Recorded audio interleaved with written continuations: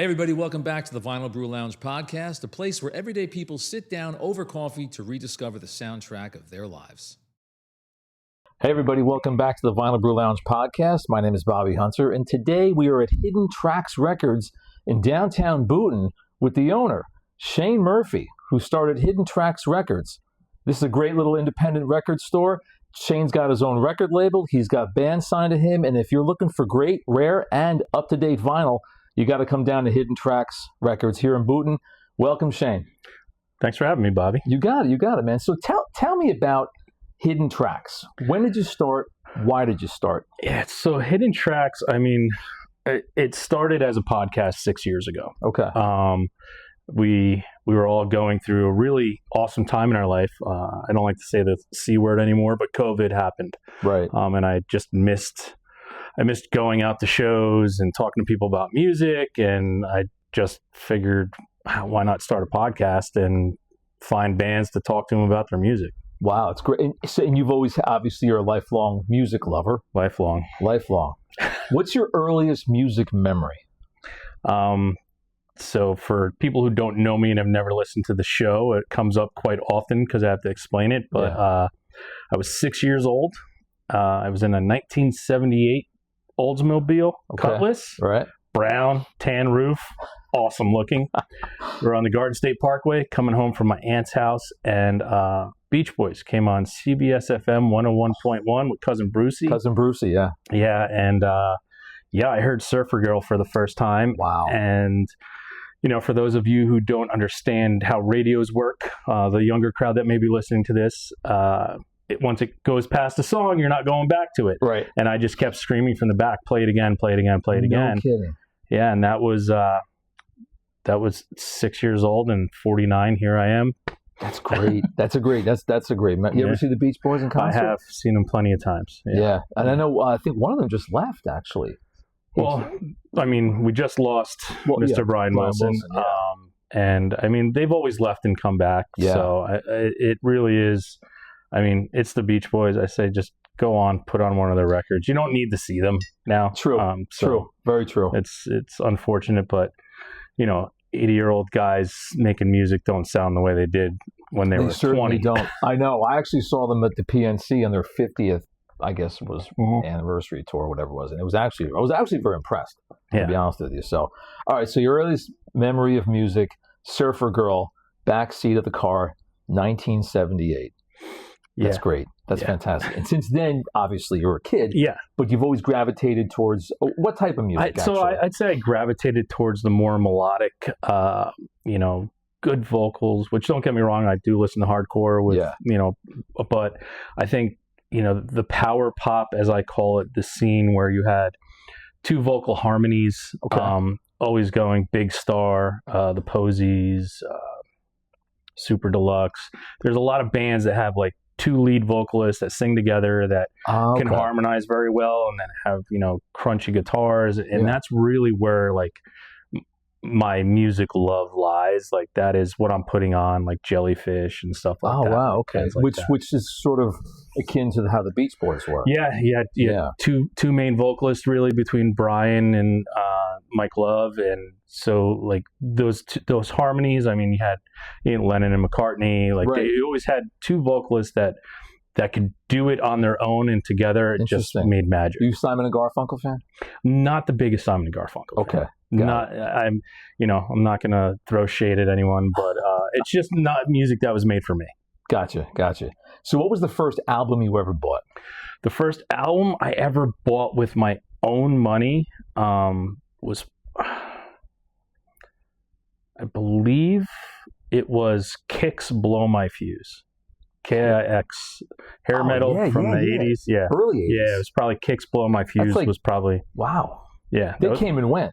Kix. Oh, yeah. They came and went. They came and went like in a year and a half, I think. Yeah, I remember that group. Yeah. Wow, that was the first. So you're into the hair metal stuff? Yeah, I'm into everything. I really am. Like, I think there's a place for all types of music. Yeah. Except for the overexposed bubblegum pop country that's manufactured in a facility somewhere in Nashville now. Everywhere.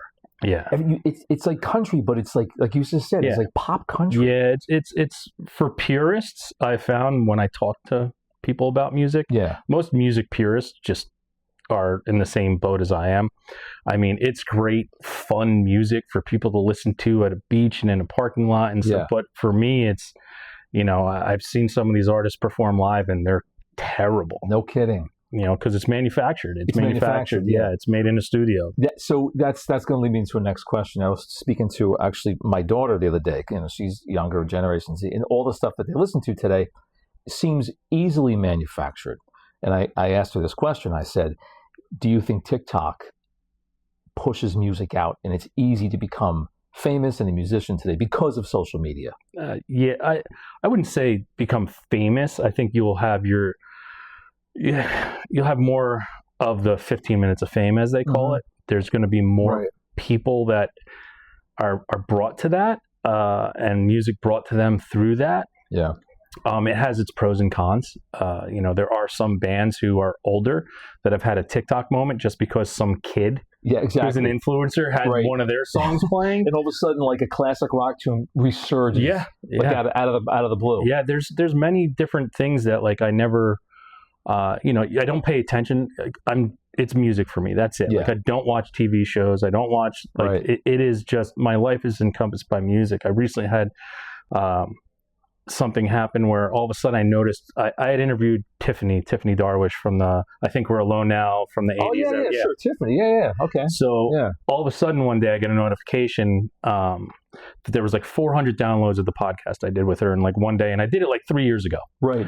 And I didn't know what was going on. Yeah. I'm like, why did people find this real quick? I'm making sure it wasn't from Bangladesh or the Philippines. I got it. Right. And all of a sudden I said it to someone, they're like, oh, Stranger Things just had an episode and this little girl wanted her Tiffany cassette next to, so people searched for it and found her there. And I was like, I go, wow. I'm like, that's crazy. It's so influential with things that because of the Stranger Things that people were searching for Tiffany. Who is she? What is she doing? Yeah. That's great. How did you contact her? How'd you have her? So it was so essentially I like finding new artists and I like old artists who are still making music that I think is really good and gets overlooked. Right. There's so many great artists that still continue to make music that were a flash in the pan. Unfortunately, Tiffany was a flash in the pan. Yeah. And she put out an album a couple of years ago, and I heard it, and it sounded like a Fleetwood Mac album. No kidding. It wasn't that poppy bubble. It wasn't. Stuff. No, it was. Wow. It was rock and roll. She had great vocals. More raspy voice than she always had. And I was like, "This is fantastic." No kidding. Yeah. I was like, "I can't believe I'm saying this, but this is fantastic." And Tiffany's grown up and just reached out and wanted to talk. And that's fantastic. That was it. And then the coincidence with the Stranger Things and the soundtrack, and all of a sudden your podcast gets downloaded a lot. Yeah. Wow. So when did you start Hidden Tracks Records? When did you first open this place? So we opened this place June 1st of 24. Okay. So fairly recently. Yeah, we're going on almost 2 years. Wow. Had you ever owned a place like this before? No, I'd never owned a place like this. I did the, you grow up, you're told what you're supposed to do in life by your parents who lived before you. Yes. So, I did all that, worked in corporate America, and, just came to that crossroads in your life. And, I'm not getting any younger. Fortunately, time is undefeated. And, it was time to flip the record over in my life. And I said, I've always wanted to do this. I always wanted to have a music venue. I always wanted to have a record store. I always wanted to just share music with people. And the podcast is great in doing that. But one-on-one talking to people it's a lost art. It really is. Conversation. You and I sitting here trying to talk about music. I know you and I could sit here for 10 hours talking about music all day long. Yeah, all day. And I think that's lost. And I just wanted to be able to have people come in to a place where they walked in, felt comfortable, could come see music they've never seen before, hear music they've never heard before in the store. And just, I don't want to die saying I wish I had. Exactly. So I think we all get to a point, and we're around the same age in life where you in reference to what you just said, this is almost like your side B. Yeah. So side A, because I have this philosophy that you grow up, you do your stuff, you go to school, you get a job, you raise a family, all that stuff. But there's always... You follow the book that was handed to you by your parents. Exactly. And you don't question it because it's what you're supposed to do. That's what you're supposed to do. But as the older you get, there's always been a voice, like I think it's in everybody's head. What if? Mm-hmm. Why not? So this is basically your side B. Yeah, it's really, that's why, flip that record over, and there's a person out there in the world who's quite controversial, and Joe Rogan, but I heard him say something once to somebody, and it was the one thing, and this is a thing that I tell everybody. Yeah. If you have a conversation with someone, really pay attention, because there could be something, even if you don't like that person, sure, that can trigger you, and it can mean a lot. And he once said to somebody said, I want to do this. And he goes, do it. You're here now. Exactly. You're here now. Yeah.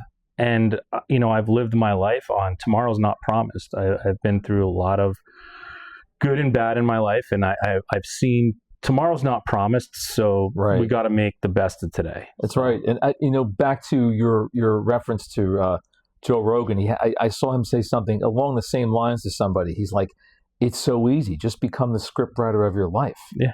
He goes, why would you not want that? Yeah. And I think as we get older, we mature. Like I've always wanted to start something, and here I just started it. Here you are. 4 months ago. Yeah. So no, that's good. I like that. I like that analogy. So you start the record store going on almost 2 years, and you have an indie label too, a record label. Yeah. Right? So we have a record label called Hidden Tracks Records. Okay. It's a way for me to truly help artists. The podcast help artists get them, a little more coverage. But like, there's some amazing artists out there that are never going to have the opportunity to make a record. Correct. They're never going to have an opportunity to put out a CD or have their music in a store, physical media. And for me, it's really simple. An artist gives me goosebumps. We're having a conversation. That's great. Great. And that's really what it's come down to start the label. Is it's been artists who just are fantastic. Like they're no other way they don't believe in themselves too. And like, that's the big thing too. A lot of people don't believe in themselves. No, that's always true. Scared. And I've listened to a few of the episodes, and this goes back a couple of years. You've been doing the podcast for a while. Podcast is over 6 years. Yeah. It's over 6 years. Yeah. And you've got, how many? You got a lot of people on that. Yeah, we've had almost 300 episodes. We're coming up 300. And I was listening the other day on random episode 156, or maybe I don't know what it was, but I'm like, who the heck is this band? And you played some of it, and I'm like, where are these people? Yeah. It's amazing. Yeah, they're everywhere. Yeah. And I think that's the tragedy. And I don't think it's ever going to change. We've been living in this world since you and I were born. You have things telling you what to listen to. You have, we grew up with the radio. You were told what to listen to. Right. We had MTV. You were told what to listen to because that's all they're playing. Exactly. Because they're being paid by a label to only play that stuff. Yeah. And we're now in that thing that it hasn't changed. We just have an algorithm telling us what we have to listen to. That's it. So we're constantly being told what we're supposed to listen to, and we're not taking the time to find what we are supposed to be listening to. Right. And I feel as a music lover, it's my job to find those diamonds in the rough. Wow. And say, hey, listen. And I tell people all the time, you don't have to listen to the hour-long podcast. Yeah. You don't listen. I understand. It's a lot for people. Right. The one thing I encourage is to listen to the band name that I have there. Right. Check out their music. Yeah. That's really what it is. That's smart. And how do you find these bands? You just randomly go on YouTube I search, and look around? So my biggest thing that I love to do, Bandcamp, I think is Bandcamp. Okay. Bandcamp. It is an amazing site. Yeah. It helps independent artists. Yes, they still take money when you buy things from them, but it's not like all the other places that are doing it. And you can pick and choose. You can build your own genre of music that you think you would like to hear, and it shoots out all this stuff that's there. That's great. And I pick and choose, and I'll listen for a little bit longer. And if you catch me going to the next song and letting the next song come on, and I'm just like, oh, okay, now I'm in. Now you're in. Now you got me. Like sometimes there's one or two songs, I say it all the time on the show. Anyone can create one good song. Right. It's the second, the third, the fourth, and the fifth that are the hardest to do. That's a great point. People put out singles all the time and they're like, oh, that's a great song. Yeah. You go to search for their music, there's only one other single and it's not good. And, so it's like, I want more context. I need more there.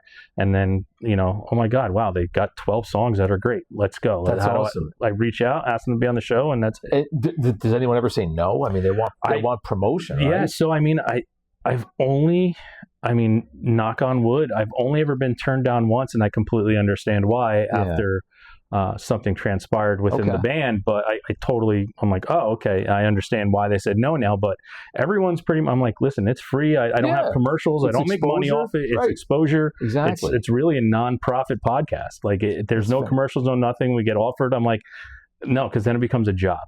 Exactly. I mean, it becomes a job. Yeah. I don't want to do it anymore. No, I get it. So I get it. And you're doing how many? A couple a month you're doing? No, we do every Thursday is a new release. Thursday? Every Thursday. Yeah, we haven't missed an episode since the day we started. And where do you record? You record it here? So I've done some recordings live on our stage here. I've done some in the lounge here, but mostly from home because I'm interviewing bands from Australia, Finland, Germany. I find them from all over the place. So I have a little studio at home that I do it out of too. So. You got a real passion for this, don't you? Listen, I think it's overused at times, but music has saved my life so many times. Can you tell me a story where that's not maybe too personal, but how has music saved your life? Can you give us an example? So, there's a couple of specific moments. I was in the military. I was deployed to Kuwait, and you really weren't allowed to have a lot of personal items. Right. But at the time, I had a CD player with 2 CDs. Okay. And I listened to those 2 CDs every night. All right. Face to Face, Big Choice, and the Posies' Amazing Disgrace. Two of my pretty much 2 favorite bands. And I just listened to them over and over again. And it made me be able to fall asleep. Wow. Yeah. Well, things are going on outside, you know, in your tent. Like, it was really like, if I didn't have that, I don't know how I'd be. Wow. No kidding. Yeah, I don't know how I'd be. So the Posies and Face to Face. Face to Face. Yeah. Okay. I know the Posies. Face to Face, I gotta be honest, I don't know who they are. A punk band from Victorville, California. Oh yeah. Yeah, started in 91, 92-ish, but they're still around? It's still around. Yeah. Lead singer, amazing voice. It's as I say, it's palatable punk. Palatable punk. That's a good one. I like that. Palatable punk. It's someone you can play it for someone. They're not going to be like, nah, turn this off. This is terrible. Yeah. It's really good vocals and that's great. Great guitars. So I've and this is, you probably obviously know this because you're a vinyl guy. It's incredible the resurgence that vinyl and records has in the last, maybe 10 years or so? Yeah, I'd say it probably started back in 2007, 2008. Why do you think that is? What I would attribute it to people are becoming more of, they need to hold something. It's like they need physical. It's like a nostalgia I think it started as a nostalgia thing. And I think now where it's come in this period of time, we're almost, 10 years in on it, 20 years almost really, a couple more years from the resurgence is when you hold something and you own it, it's yours. Exactly. It becomes, you take ownership of it. Yeah. I say that about a song. Like an artist can release a song, and the minute it's released, it's no longer their song. Right. Someone grabbed it, took hold of it, and now they own it. Yeah. And I think people do that with music when they're streaming, but now that they do it, no one can take it away from them. Correct. No one can take this away from you. The fucking cloud goes down. Yep. There's some you're always going to have the music you love. Right. Right. And I think more people are getting to that point of like, I really need to have this. I need this in my life. It's like the difference between holding an actual novel or have an ebook. Yeah. There's something about it. I was flipping through my albums the other day, and I had like a Kiss Alive, whatever. And I was looking two.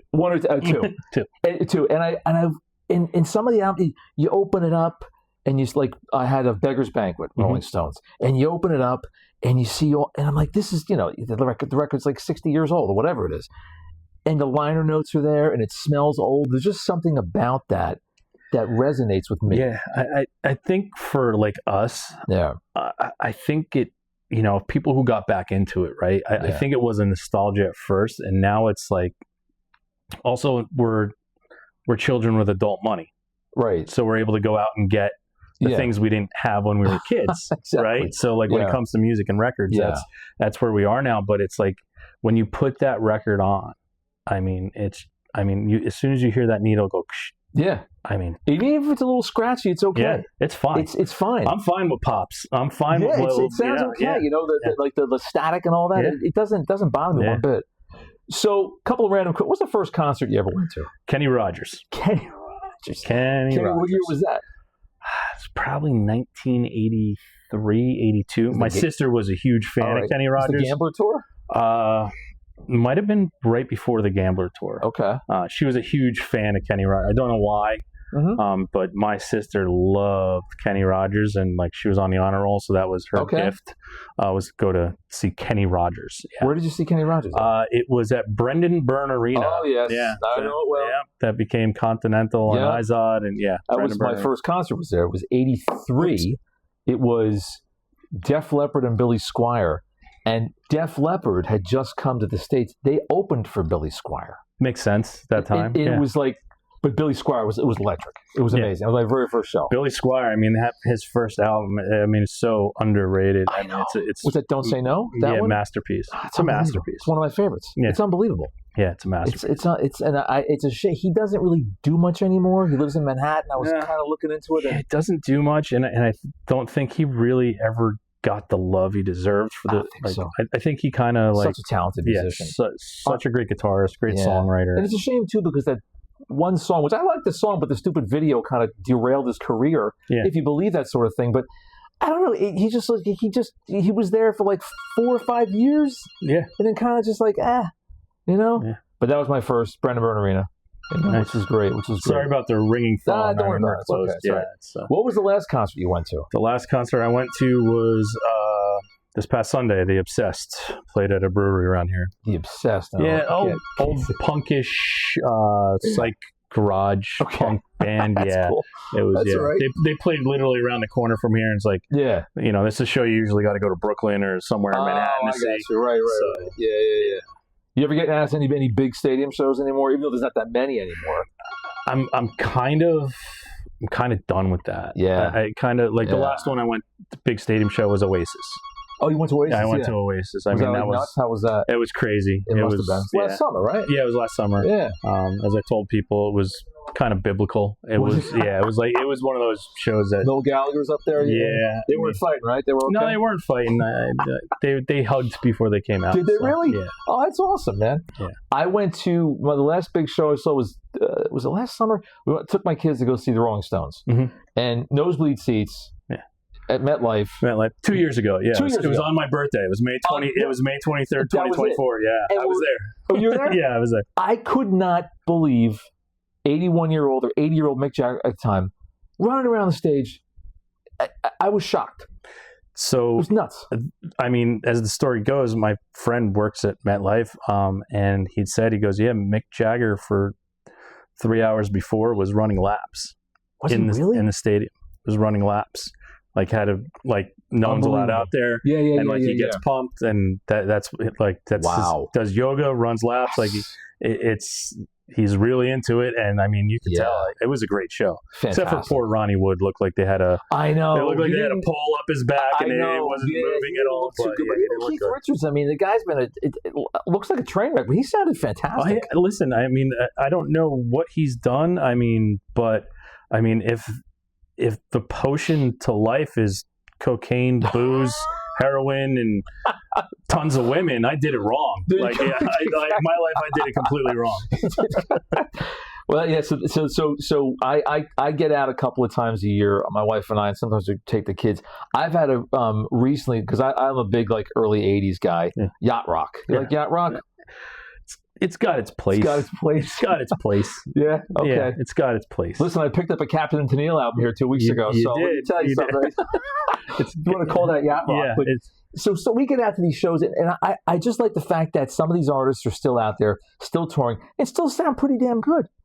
You know? Yeah, especially for that era of musicians, like that yacht rock thing, a majority of those yacht rock bands, they were all session musicians. They weren't like touring guys. Yeah. They weren't, they were always inside. So they didn't have that booze filled on tour adrenaline thing. So they kind of, and a lot of them never screamed. So their voices are still there. You know, that's the big thing too, is you can tell when it comes to certain music, the guys who screamed and did all that kind of stuff, like the glam bands and everything, like they just don't have the voices anymore. Oh my God, sometimes I watch like Motley Crue stuff. Oh, the Vince Neil is like, ugh. And he was so good back in the day.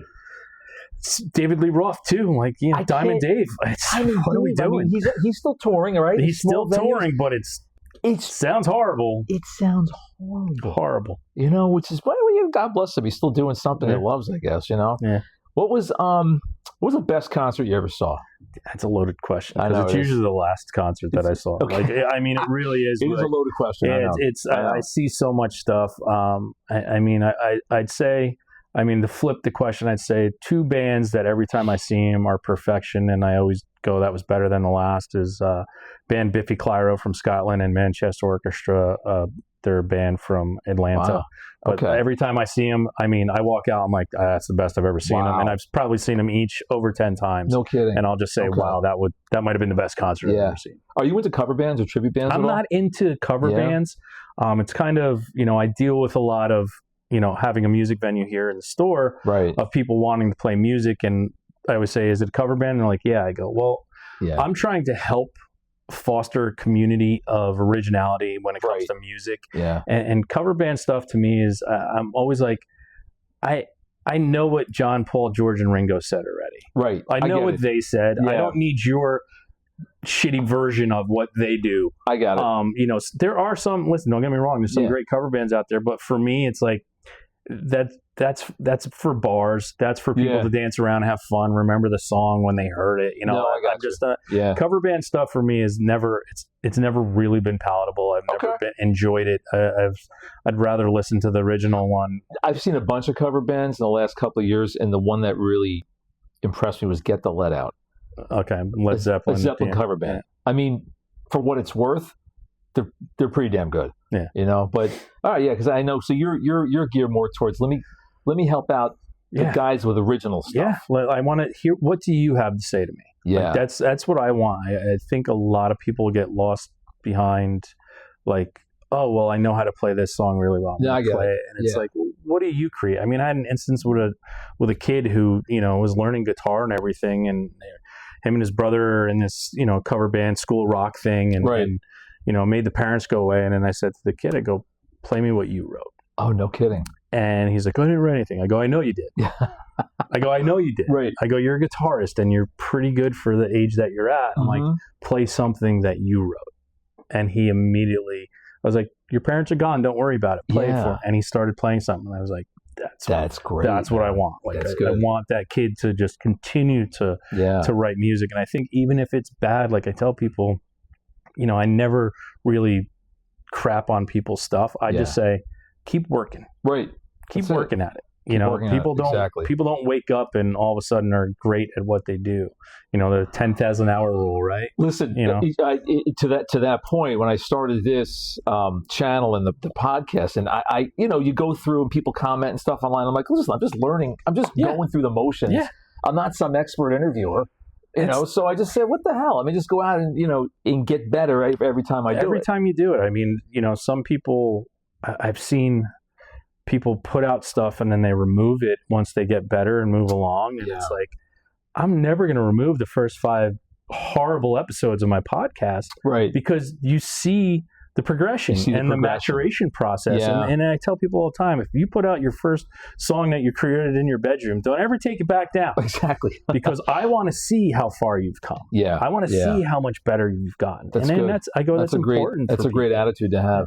What's your, I do this thing, I talk to people, everyone's a closet fan of something. Like if someone asks me, Bobby, who are you a closet fan of? Somebody you hate to admit, I would be like, Olivia Newton-John or whatever. Who are you a closet fan of that people might not believe? Like, Shane likes that band? Jamiroquai. That's my, there you go. At our age, as I do it on my show as well, is like, there's no such thing as guilty pleasures. They're just pleasures that we're ashamed to admit. That's a great point. Yeah, but like, we still have that millisecond where if you get caught listening to it, and I had recently been caught blasting Jamiroquai. I forgot to lock the door, and a friend of mine was just walking by, looked through the window, I forgot to lock the door, and walked in, and I'm just jamming out to Jamiroquai, and he just looks at me. He's like, I was like, I love him. That one big song launched him back that launched him, but he's got so much stuff out there, and everything's great. Like I own everything he's ever done. I just think it's fantastic. That's great. So here's another. I got asking these random fictional questions. You walk into a bar, nobody's around. It's a famous musician, singer, whoever it is, sitting at the bar. You have 1 hour with them. Who would it be for you? Alive or dead? Alive or dead? You walk in, you're like, oh my God, that's so and so. I would. I mean, it's a very good question, and I would venture to say, makes you think, doesn't it? It makes you think because there's so many people that I'd want to talk to, but also people I wouldn't want to talk to. I'd probably say currently at this moment, if someone I could sit down and hang out with and have a conversation with, that I know isn't nuts, I'd probably say Jeff Buckley. Jeff Buckley? Oh, no kidding. Yeah, okay. Jeff Buckley. Yeah. I think he had more to offer this world. Yeah. Such an amazing, talented, tortured soul. But I think it's one of those things too. If more people would tell some of these artists like what they truly mean to them. Yeah. And my big thing always is I say thank you to artists. Right. I don't think people say that a lot, and I just say thank you. Yeah. For what you've given me. What you do. Yeah. Helps me get through every day that I have. So thank you for that. That's and I think most people are caught up with, hey man, love you. You're the best. Yeah, no, or like, oh, great show tonight. Like, no, like I'm a big, like, thank you. That was amazing. That's going to get me through the next week. You know, like that. Wow. I think more people. It's like air for you almost. Yeah, it is. It really, it helps me every day wake up knowing that I get to listen to something. That's awesome. Yeah. Do you have a thought on a very, who's like the most overrated artist that you would think is out there? It's okay. You're amongst friends. Scroll. Yeah, I mean, this is a hot take. Yeah. The Beatles. No shit. Tell me why. So I think the Beatles are overrated because so many people were doing what they were doing and they just caught this thing. Okay. And I mean, don't get me wrong. Yeah. I know it's a hot take, but they've just never really been a thing for me. And I mean, they were so. I think what gets lost is they were so short-lived. They were 7 years, and they created all this. 7 years, barely 7 years, barely right? 7 years of performing live, and I think the simplicity of the songs, and I do get I try not to get argumentative about it. And I'm like, listen, I get it, right? I go, but I just don't think they're as great as you hold them up to be. No kidding. I think there's so many other artists that are fantastic that were doing that kind of stuff at the same time that don't get the love they deserve. Right. I'm like, I understand the Beatles. I get it. Yeah. I go, but they don't need me as a fan and holding their torch. I go, I really think they're overrated. No kidding. I do. Like certain bands I'll say overrated, some I'll say adequately rated, and then I go underrated. So who's underrated? Like somebody that is maybe popular, but you're very underrated. So like I have this like list of like overrated, underrated. They can be both. Okay. So like Third Eye Blind to me is a band that I think is extremely overrated for the songs that everybody knows. Okay. And extremely underrated for the songs that no one listens to. So they have their hits and everybody thinks they're great because of those. That's pretty deep, man. But their songs. Wait, say that again? So Third Eye Blind. Third Eye Blind, they're overrated and underrated because everybody has them on a pedestal because of their hit songs. Right. But people don't listen to the songs that they don't know all the time. So like their first three records, I have this list of who went on this awesome 3-record run. Okay. And like that to me is like staying power. You do 3 records in a row that are great, I'm all in. Yeah. And they did 3 amazing albums in a row, and by the third one, no one wanted to listen to them anymore. And the third one's the best one, and no one knows about it. Wow. And so it's like they were overrated and underrated at the same time. Blind Melon, another one from the 90s. Blind Melon, yeah. Blind Melon. Everyone knows them for the Stupid Bee song. The Bee, exactly. Everyone knows them for that. Kid on the front cover of the album. Kid on the front cover, And they're, unfortunately, posthumously, after Shannon Hoon, they released their second record, and it is a perfect album. No kidding. It's a perfect album. Wow. Yeah. It's like, See, no one ever talks about. I just know Blind Melon 2 or 3 songs. That's it. And that's it. You but know? they're such an amazing band. Yeah. Wow. Okay. So in the record shop, you sell everything here, right? Everything. From except for pop country. I don't have any of that. You know, pop country. Yeah. Okay. All right. Yeah. Do you have any rare like what's the rare albums? Yeah, I have a crate behind the counter for extremely rare stuff. We have a nice little clientele we do get some really rare stuff in here that's great. Is basically for collectors. Okay. Like sometimes you shouldn't be playing it because it's so it's so rare. Yeah. But yeah, we have a lot of stuff like that. And then when you started this, you had how did you get all your albums? Like how did you find this stuff? So when the idea popped in my head about doing this, I have quite the extensive collection personally. Right. And I was like, I'm sure I don't need all of these. Right. So let me start going through and seeing what I can get rid of. Yeah. Turns out there was quite a lot. No kidding. It didn't hurt to part with them? It didn't. No, it didn't. It really... And the good thing about owning a store is if I ever want to get rid of something, I get to listen to it a couple more times before I decide if I'm putting it in the bins or not. Yeah. And so it started with my personal collection, and I found a collection online of a guy. And, as everything goes, I went to buy one crate of records, and all of a sudden he's like, oh, you should see my basement. And it was just filled. And he's like, yeah, I haven't listened to this stuff in 30 years. And I was like, no kidding. Made him an offer, and that was it. It was his collection and my collection that started it. And, wow. We've been going ever since. That's awesome, man. That is great. That's great. So rare records come through here, and how often do you update the collection? How does that work? As soon as it goes, it's really one of those things. I have a fair amount of inventory. I'm always in. My wife will kill me, but in buying mode.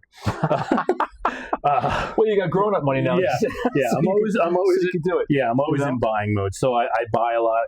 People come in with their collections, as long as it's not Andy Williams, Johnny Mathis, and all that stuff. You're not an Andy Williams fan? No. There are no fans left that really want it, so it's unfortunate. Raindrops keep falling on my head. Yeah. But unfortunately, those fans are no longer around, and it's a 10-cent album, so that kind of stuff I don't purchase. But yeah. So somebody would come in your store, and they're just getting it. They're just getting into music, into vinyl.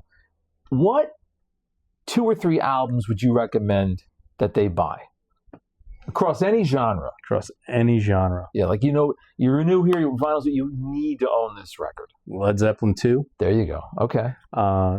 Start with Led Zeppelin 2. Right. I mean, Led Zeppelin 1's great as well. I'm a 2 guy. That's if you're starting to get into vinyl, you start there. Rolling Stones, Hot Rocks. I mean, if you want anything, Rolling Stones, Hot Rocks. I mean, you mentioned Def Leppard Pyromania is a perfect album. I know. I know everybody's a Hysteria fan, but Pyromania is their best album. Yep. I mean, there's so many. I mean, I can go run gamut from emo to hardcore to punk rock. It's all over. There's so much great stuff that I usually especially if someone's starting a collection. Right. I say you got to have a plan. Yep. Absolutely. If you come into a record store without a plan, you're going to realize every time you leave a record store, I go, it's a horrible salesman's job that I'm doing. But every time you leave, you're going to be spending $400 to $500, and then you're going to realize you don't need all this stuff. Right. So have a plan. I get it. Have a plan. I like the fact that you've got a lot of older stuff that, when I first came in here, I'm like, dude, you're kidding me? You have this? That sort of thing. I wouldn't think that you'd have something. I bought a few things the first trip here, and I was just very impressed with that. Not only that, but you told me something about how things are priced, and there's a way to how does this work? So I mean, to be my whole goal in life is to get music to the people that want music. Yeah. There's a way to price things adequately. If you're overpaying when you're buying collections, right? I understand certain things have to be a little more expensive, but if a record's worth $3, it's worth $3. Yeah. No matter how nostalgic the band no matter how much, and there are places that will take that. You go to some antique places that have these booths and these crates, and I see it all the time because I'll always look and I'll be like, yeah, they're selling this record for $12. It's a $3 record no matter what we're looking at. And exactly. I'd rather sell it for $3 and someone take it home with them than put 12 on it and it sit here and just sit forever. My biggest line here is I don't own a museum. When people always say you got great prices, I don't own a museum. Right. I get it. So I get it. Yeah, there's a way. A lot of us. I always say you can, and I have a list of record stores that people should go to. Okay. And like, hey, listen, if you like this place, here's the other place to go to. And we're all music lovers, and we all price so people can own stuff, right? And like that's the trail I lead people on. Speaking along that vein, so there's a lot of independent record stores in New Jersey, so there's no sense of competition. Then you guys are all sort of the same. Yeah, I mean, I'll be perfectly honest. I've been asked this question before in an interview, and people ask me about what I think about competition. I'd scratch it where it's not competition. We're a community, right?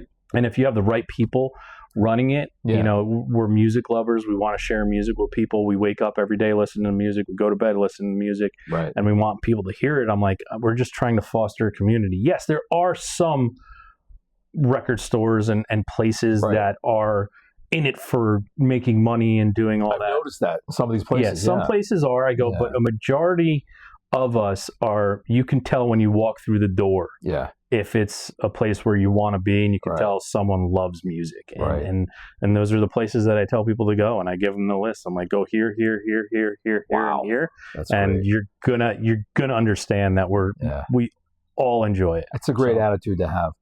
So I want to wrap things up a little bit here, but so you're from what I take from sitting down and talking to you for a while now, you're a very introspective guy. Mm-hmm. Music has done things for you at a deep level. Absolutely. And I think sometimes that's rare to find, so I want to compliment you on that, because some of the things you said tonight, I was like, that makes a hell of a lot of sense. I appreciate that. It really does. So here we are at Hidden Tracks Records in Boonton, New Jersey. How can people find you online? myhiddentracksrecords.com. That's myhiddentracksrecords.com. At Hidden Tracks Records on Instagram. That's the place where we post a lot. But we don't sell online. That's my next question. Yeah, we don't sell online. People ask me why, and I say, have you ever been to the store? Right. That's why I don't sell online. I built a place that I call home, and I want people to feel that way when they walk in. Yeah, listen, I'm not just saying this, I'm sitting here with you, Shane, but I felt that way when I walked in. I'm like, this is a really cool place. Yeah. Yeah, and if I sell online, then I'm just another person. I'm just another person schlocking records. Exactly. And I don't want to do that. I get it. Yeah, I don't want to do that. I get it. I want to have a conversation with you. Yeah, I want somebody to come in and have a conversation. We can talk about that Monkees record. We can talk about that Motley Crue record. We can talk about it, and that's I love that. That's great. I really love that. That's great. That's great. And the podcast, you can find that on the website as well. Yeah, on the podcast is right on our website. It's Hidden Tracks Podcast. I mean, that's where everything started. So it's awesome, man. It's awesome. Well, I really enjoyed this conversation with you, Shane, here at Hidden Tracks, and it's fantastic. And thanks for your time. Well, thank you, Bobby, for even I wish walking through these doors. I wish you all the best, my friend. Thank you so much. I really appreciate it. I appreciate it. Thanks for watching, everybody. This is Bobby Hunter and Shane Murphy at Hidden Tracks Records in Boonton, New Jersey. Check it out. Till next time, take care. Peace.